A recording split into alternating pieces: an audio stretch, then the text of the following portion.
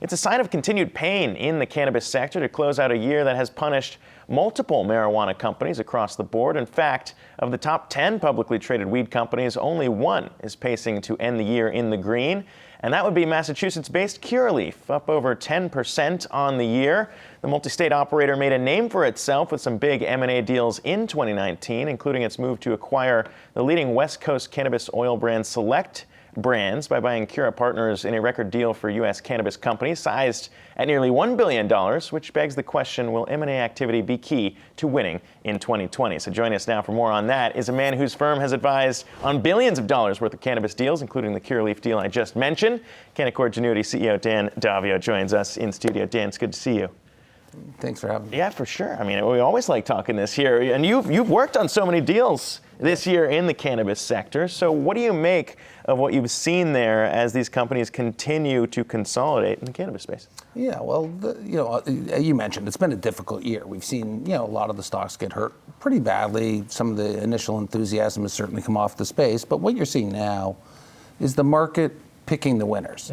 Because access to capital is fundamental. All these MSOs have to grow multi-states into multi-states. That's why they're called MSOs. And the guys with the money are going to rule. So you mentioned Curaleaf, great example. Joe and Boris run a fantastic company. They're busy on the acquisition front. We've advised on 2 transactions, 2 companies that sold into them. And we're seeing more of that activity as we speak. Now, the capital markets, the equity capital markets, have dried up a little bit. But it's happened before. Like 3 years ago, we couldn't raise money for cannabis companies. It was really difficult. Back then we were raising 20, 30 million bucks and there'd be 5 million bucks left, and literally employees would write checks for some of these companies to get these deals done. Yeah. So we've had this environment in the past, and it's getting better. We're doing debt deals right now for companies. Trulieve we've done debt deals for. Other companies are well rumored to be doing debt deals. We launched one actually for Harvest the other day. That's public. So people are still raising capital, and those are the companies that ultimately will be successful. Yeah, when it comes to those companies, though, I mean, Canopy Growth situation is a little bit unique in that they have $2 billion sitting on, that's a lot of cash to put to work. Some of these other companies, though, we've seen them struggle with that, and we had an analyst just last week, or this week actually, calling out Aurora Cannabis, saying that they could run out of cash by July of next year, which is not something that's good here. So when we're talking about all these cannabis companies kind of separating, which has been the theme in 2019, moving forward in 2020, are you just focusing on which ones are best positioned? Well, there's a whole legislative environment at work here. Obviously, we have the U.S. companies which are trying to grow through the states, and they need capital to do that, as I mentioned. Then you've got the Canadian companies. You mentioned Tilray and Aurora as 2 good examples that aren't really committing capital in the U.S. They're growing internationally. Their base of Canadian businesses are becoming profitable now, so to speak, delayed because the legislative problems and government rollout problems, but they're actually becoming profitable now. So I think we're going to see an environment where the Canadians are doing okay, and it's not just Canopy has money, Kronos has money, Aphria has $500 million on its balance sheet, some debt as well. So lots of companies still have capital or access to capital. Now, for anybody out there who's interested in taking advantage of the equity markets in the marijuana field, and especially for anybody who's listening right now, is there any advice you have as how they can take advantage next year in 2020? Well, I think what I started the statement off on, and I don't mean to be so literal, but the market is picking winners and losers. The winners are the people. There's only going to be 5 major winners, like in any space, whether it's car companies, airlines, or any other industry. And the market's deciding who those are going to be right now. So if you're risk adverse, you're clearly going to pick one of those winners. And I don't need to mention their names here because I'll get in trouble with the other 20 guys. But you're going to pick one of those winners and you're going to invest, and you're probably going to do pretty well. At the end of the day, there's going to be $20 billion in the U.S. of cannabis revenue next year. I don't know exactly which company's going to have what revenue, but at $20 billion, some guys are going to be making money.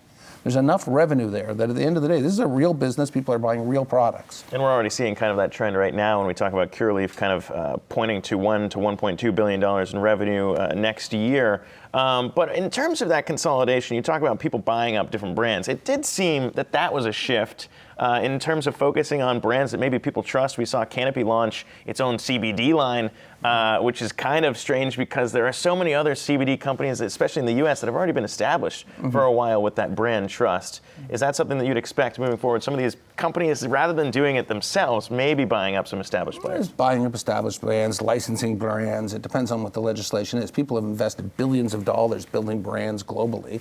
If you can take one of those brand names and pay them X% a year and use that as your brand, that's probably a pretty good idea as well. All right. I guess, Unless you got any more here. I'm satisfied with No, what I had it. So, Dan, in your note, you said essentially that the sector had hit a bottom. But whenever we talk about this, we talk so much about all of the headwinds in this space. And so I'm wondering why you think that it's going to be a turnaround year after this. I mean, what are you seeing? Well, I've got to listen to my people and my analysts and my bankers and the companies who we speak to a lot. But we've got a lot of positive legislative developments. The stigmatization of cannabis is disappearing. You've got States Act, SAFE Act, MORE Act. You've got all kinds of acts. Now, whether any of them get passed, they're being debated on the floor, right?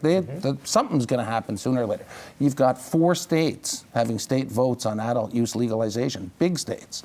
This year alone, you've got people becoming cash flow positive right now as we speak, this quarter, next quarter. So there's enough positive impetus out there, and plus we've got the whole international angle. And we've got a big office in London as well, and we've got a whole international angle where Europe and Germany and Portugal and other countries are starting to get busy.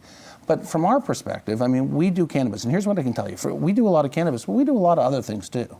Like we do a lot of mining work. We've done 10 mining deals in the last couple of weeks, including 2 major M&A transactions. And we'll do a lot of technology, especially here in the U.S., and a lot of other healthcare. So yeah, we're very active as a public company. We're very active in the public company space for cannabis, but we're active across the board in a whole bunch of sectors, and it's been pretty successful for us. And maybe just kind of proving the point too that you're just looking at cannabis, the cannabis sector as just yet another sector out there. Nothing very unique about it. It's just one of those growing sectors. But Dan Daviau, thank you so much for joining us. Appreciate it. Thanks for having me. Hey investors, Zack Guzman here. Are you interested in learning more about the markets and getting the latest financial news? Well, then click right here to subscribe to our Yahoo Finance YouTube channel. Get the latest up-to-the-minute market analysis, big interviews in the world of finance, and information on how to manage your money every day wherever you are.